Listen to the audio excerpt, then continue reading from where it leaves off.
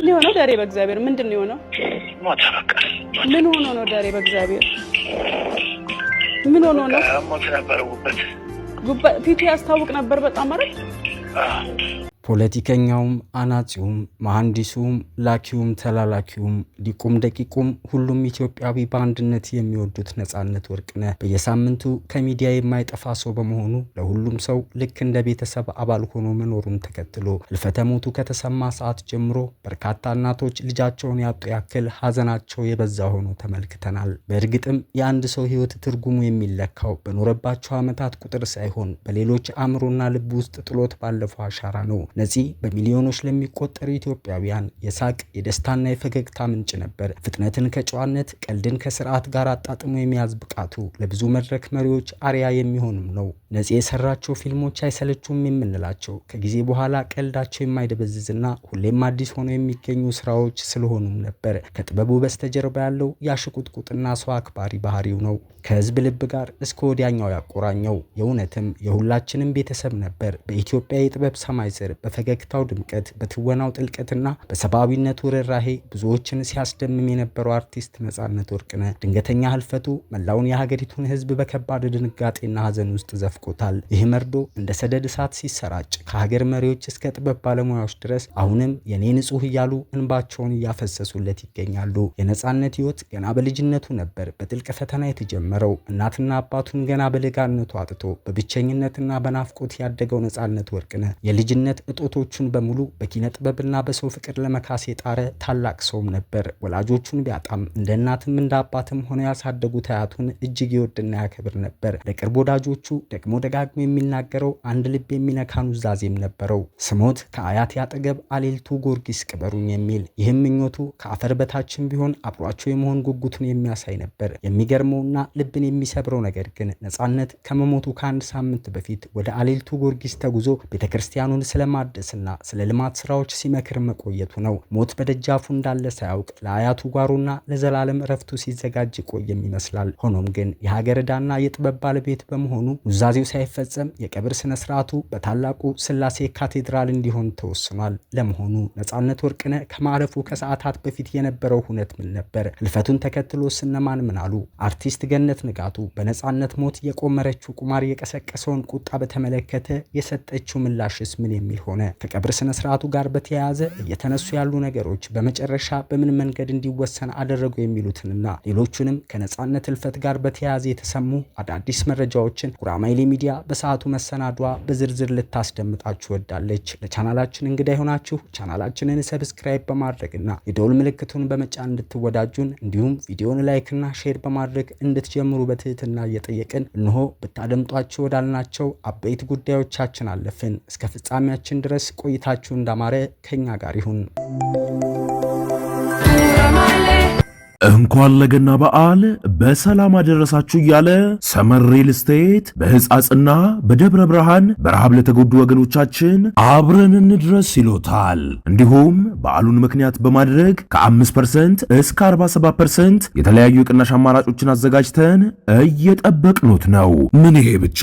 በእንግሊዝ ኤምባሲ አቅራቢያ በሚገኘው ሳይታችን ላይ ባወጣ ነው ታላቅ የበዓል ቅናሽ አንድ ቤት ሲገዙ ድርጅታችን ሰመር ሪል ስቴት በድርቅና በመፈናቀል ለተጎዱ ወገኖቻችን ከሚገዙት ቤት ላይ የ1% ድጋፍ እርዳታ እንደሚያደርግ ሲገልጽ በታላቅ ደስታ ነው።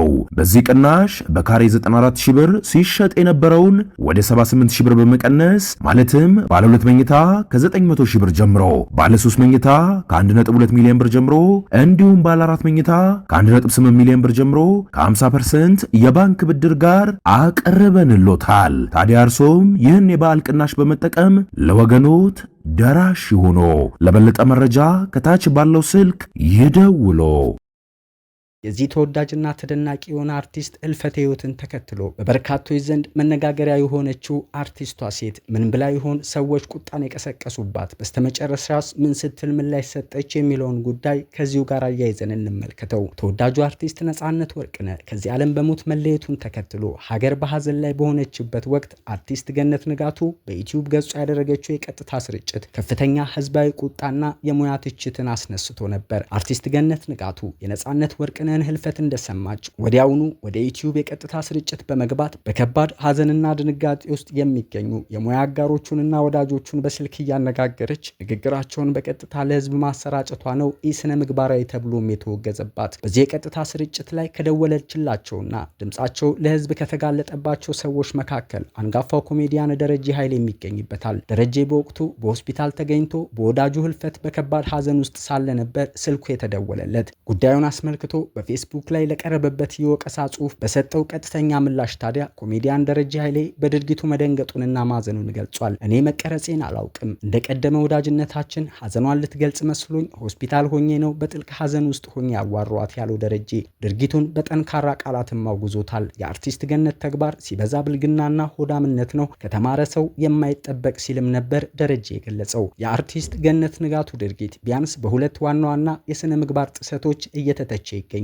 የመጀመሪያው በጋዜጠኝነትም ሆነ በማህበራዊ ግንኙነት መርህ አንድ ሰው በቀጥታ ስርጭት ላይ ከማቅረብ ወይም ከመቀረጹ በፊት ፈቃደኝነቱን መጠየቅ ግዴታ ነው። ገነት ግን በሀዘን የተሰበረ ልብ የያዙ ሰዎችን ሳታስፈቅድና የቀጥታ ስርጭት ላይ መሆናቸውን እንኳን ሳትናገር ለግል ዩቲዩብ ይዘት ማሟያነት ተጠቅማባቸዋለች የሚል ወቀሳ ቀርቦባታል። ሁለተኛው የሟች ክብርና የሕክምና ሚስጥር ነው። አርቲስቷ በስርጭቱ ላይ ስለ አርቲስት ነጻነት ወርቅነህ የህመም ሁኔታና አሟሟት የዘረዘረችበት የጠየቀችበትን መንገድ የሟቹን ቤተሰቦች ክብር ያልጠበቀና ሕክምናዊ ሚስጥሮችን ያለ ቤተሰብ ይሁንታ ያወጣ ነው በሚልም ተተችቷል። ብዙዎች በማህበራዊ ሚዲያ ላይ ባሰፈሩት አስተያየት አርቲስቷ ልታደርግ ይገባት የነበረው በስልክ የዩቲዩብ ቪዲዮ ከመስራት ይልቅ በቦታው ተገኝቶ ለቤተሰብና ለወዳጅ ዘመድ ሀዘን መድረስ እንደነበር በመግለጽ የሰሩት ስራ ከወዳጅ ሀዘን ይልቅ የዩቲዩብ ተመልካችን ቁጥር ያስቀደመ ነው ሲሉ ድርጊቱን በህብረት አውግዘውባታል። ታዲያ ይህ ወቀሳ በመላ ኢትዮጵያውያን ዘንድ በከፍተኛ ሁኔታ የተነሳባት ገነት ንጋቱ በስተመጨረሻም ድርጊቷ ፍጹም ስህተት እንደነበረ አምና የኢትዮጵያን ህዝብና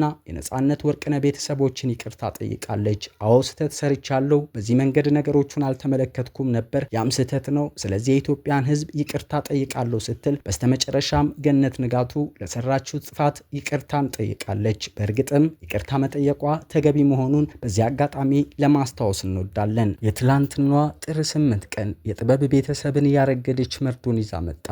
ነጻነት ለወትሮ የስራ እንቅስቃሴው ለመውጣት እየተዘጋጀ ልብሱን እየለባበሰ ሳለ ድንገተኛ ህመም ተሰማው። ወደ ጓደኛው ደውሎ አልቻልኩም ሲል የነገረው የመጨረሻ ቃሉም ነበር። ወደ ISMC ሆስፒታል በተደረገው አጣዳፊ ጉዞ ላይ ህመሙ እየበረታ ሄዶ በምሳ ሰዓት ገደማ ያሁሉ ፈገግታ፣ ያሁሉ የጥበብ ሀብትና ያሁሉ የወደፊት ተስፋ ከዚህ ዓለም በሞት ተለየ። ይህ መርዶ በስደት ለሚኖሩ ወዳጆች የፈጠረው ስቃይ ግን ከባድ ነበር። አርቲስት አና ዮሐንስ በባዕድ ሀገር ሆና የሰማችው መርዶ ውስጧን አቃጥሏታል። ጎረቤቶች ያብዳለች እንዳይሉኝ መኪናዬ ውስጥ ገብቼ ጮኩኝ፣ አለቀስኩ ስትል የገለጸችው ስሜት የብዙዎችን የልብ ስብራትም ይወክላል። የፒያሳ ትዝታዎቻቸው፣ የአራት ኪሎ ሳቆቻቸውና በመድረክ ላይ የነበራቸው ውህደት ሁሉ በቅጽበት ትዝታ ብቻ ሆኖ ቀርቷል። ጋዜጠኛ መቅደስ ደበሳይም በተመሳሳይ የልብ ስብራት የኔ ንጹህ ነጽዬ ስትል ስትቀበር ያየችውን ህልም ለማመን ተቸግራለች። ከ2 ዓመት በፊት ያጣችውን አርቲስት አስፋው መሸሻን ነጻነትንም ጭምር እያነሳች በ2 ዓመት ልዩነት እናንተን ማጣት አለመታደል ነው ስትል የሐዘኗን ጥልቀት ገልጻለች። ዲያቆን ሄኖክ ኃይሌም ቢሆን የማንቋቋመው የሚያሳምም ሐዘን ሲል የቃላብን የነጻነትን ነፍስ ለፈጣሪ አደራ ሰጥቷል። ከንቲባ አዳነች አቤቤ፣ አርቲስት ማህደር አሰፋ፣ አብዱኪያር፣ ጎሳዬ ተስፋዬና ሌሎችም በርካታ አርቲስቶች የገለጹት ሐዘን ነጻነት ምን ያህል የብዙዎች መሆኑን ያሳያል። ነጻነት ወርቅነህ ለኢትዮጵያ ህዝብ ተራ ተዋናይ ብቻ አልነበረም። በቤተሰብ ጨዋታ ፕሮግራሙ እያንዳንዱ ቤት ገብቶ ደስታን የሚያድል፣ በፊልሞቹ ማህበራዊ እውነታን በሳቅ የሚተርክ የቁም ነገር ሰውም ነበር።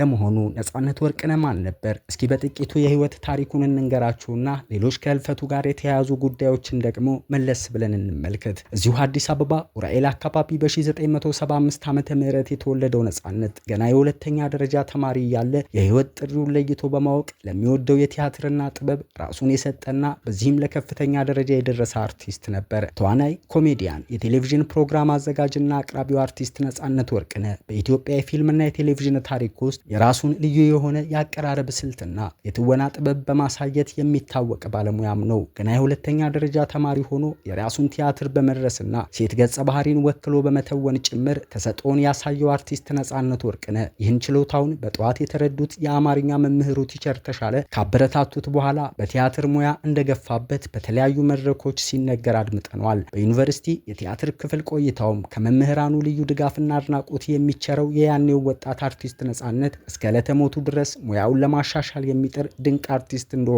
የሙያ አጋሮቹ ደጋግመው መስክረውለታል። የኪነ ጥበብ አጀማመሩን ሲናገር እንደሚሰማው ነጻነት ወደ ጥበቡ ዓለም የገባው ገና በወጣትነቱ ሲሆን በተለይም በኮሜዲ ስራዎቹ የብዙዎችን ትኩረት መሳብ ችሏል። ከሰራቸው ስራዎች መካከልም ፍሬሽማን፣ ያንቺው ሌባ፣ FBI፣ ባለቀለም ህልሞች ተጠቃሾች ናቸው። ነጻነት በተለይ የቴሌቪዥን ኢንዱስትሪን ከተቀላቀለ በኋላም ስራዎቹ በኢቢኤስ ቴሌቪዥን ላይ የቤተሰብ ጨዋታ የተሰኘውን እጅግ ተወዳጅ ፕሮግራም ከባልደረቦቹ ጋር በመሆን ሲያዘጋጅና ሲያቀርብ ቆይቷል። ይሄ የቤተሰብ ጨዋታ ፕሮግራም በተለይ ከፍተኛ የህዝብ ተቀባይነት ያስገኘለት ሲሆን ከህፃን እስከ አዋቂ የፕሮግራሙ አድናቂ ብቻ ሳይሆን በግንባርና በየቤቱ ተሳታፊ የሆነበት መሰናዶም ነው። ነጻነት በጥያቄና መልሶች አጋጣሚ ድንገት የሚፈጥራቸው ቀልዶች በእጅጉ ሳቅን የሚያጭሩም ናቸው። ይህ ፕሮግራም በኢትዮጵያውያን ዘንድ ከፍተኛ ተቀባይነት እንዲኖረው የእርሱ ጨዋነት የተሞላበት አቀራረብና ቀልድ ትልቅ ድርሻ እንዳላቸውም ሁላችንም ምስክር ነን። ሌላው ቀርቶ በተለየ የንባብ አቀራረብ የሚሰራቸው ማስታወቂያዎች በሌሎች ያልታዩ ልዩ መታወቂያዎቹም ነበሩ። ነጻነት በስዕብና በስራ ባልደረቦቹ ዘንድ ተወዳጅ ሲሆን በትህትናው ለስራ ባለው ትጋትና ሁልጊዜም ሰውን ለማስደሰት ባለው ዝግጁነት የሚወደድ እንደሆነ በላው የኢቢኤስ የስራ ባልደረቦቹም ሲመሰክሩለት ተመልክተናል። ታዲያ በስተመጨረሻም ልክ እንደ ስም በነጻነት በላቀ ትጋት የፈሰሱ ድንቅ አዝናኝ የጥበብ ስራዎች በዘመን ቀለም አሻራ በትውልድ ቅብብል እንደተወደሱ ትናንትም ነበሩ፣ ዛሬም ይቀጥላሉ፣ ሁሌም ለዘላለምም ይኖራሉ። ትዝታዎችህም መልካም ስራዎችህም ከዚህ ዓለም ፍጻሜ የሌለው ወከባ ድካም በላይ ሁሌም ታትመውና ጸንተው ይቀጥላሉ። የህይወት አሻራ ፍጻሜ ይሄው ነው። ሁሉም በተራው ፌርማታው ሲደርስ ወደዛው ነው። እስከዛው ግን መልካም ሰርተው ልክ እንዳንተ ተፈጥሯዊ ጸጋ በረከታቸውን አውቀው ለተሰጡበት ነገር በነጻነት ፈሰው ስማቸውን እስከ ወዲያኛው ከመቃብር በላይ አድርገው ያለፉ ግን የተባረኩ ናቸው። ነፍስ በሰላም ትረፍ ወንድማችን ነጻነት እያልን ጉራማይሌ ሚዲያ በሰዓቱ ብታደምጡት ያልናቸውንና የነጻነትን ህልፈት ተከትሎ የተሰሙ አበይት ጉዳዮችን ያጠናቀረችበትን መሰናዶ በዚሁ አበቃች። ከዚሁ ጋር የተያዙ ሌሎች አዳዲስና ትኩስ መረጃዎችንም በቀጣይ ያጠናቀረች ወደ እናንተ እንደምታደርስ እያስታወሰችም ለቻናላችን እንግዳ የሆናችሁ ቻናላችንን ሰብስክራይብ በማድረግና የደወል ምልክቱን በመጫን እንድትወዳጁን ቪዲዮን ላይክ እና ሼር በማድረግም ብዙሃኑ ጋር እንድንደርስ ዘንድ የበኩላችሁን አስተዋጽኦ አበርክቱ እያልን ተሰነባበትን። ሰላም። እንኳን ለገና በዓል በሰላም አደረሳችሁ እያለ ሰመር ሪል ስቴት በሕፃጽና በደብረ ብርሃን በረሃብ ለተጎዱ ወገኖቻችን አብረን እንድረስ ይሎታል። እንዲሁም በዓሉን ምክንያት በማድረግ ከ5% እስከ 47% የተለያዩ የቅናሽ አማራጮችን አዘጋጅተን እየጠበቅኑት ነው። ምን ይሄ ብቻ! በእንግሊዝ ኤምባሲ አቅራቢያ በሚገኘው ሳይታችን ላይ በወጣ ነው ታላቅ የበዓል ቅናሽ አንድ ቤት ሲገዙ ድርጅታችን ሰመር ሪል ስቴት በድርቅና በመፈናቀል ለተጎዱ ወገኖቻችን ከሚገዙት ቤት ላይ የ1% ድጋፍ እርዳታ እንደሚያደርግ ሲገልጽ በታላቅ ደስታ ነው። በዚህ ቅናሽ በካሬ 94 ሺህ ብር ሲሸጥ የነበረውን ወደ 78 ሺህ ብር በመቀነስ ማለትም ባለ 2 መኝታ ከ900 ሺህ ብር ጀምሮ፣ ባለ 3 መኝታ ከ1.2 ሚሊዮን ብር ጀምሮ እንዲሁም ባለ 4 መኝታ ከ1.8 ሚሊዮን ብር ጀምሮ ከ50% የባንክ ብድር ጋር አቀርበንሎታል። ታዲያ እርሶም ይህን የበዓል ቅናሽ በመጠቀም ለወገኖት ደራሽ ሆኖ ለበለጠ መረጃ ከታች ባለው ስልክ ይደውሉ።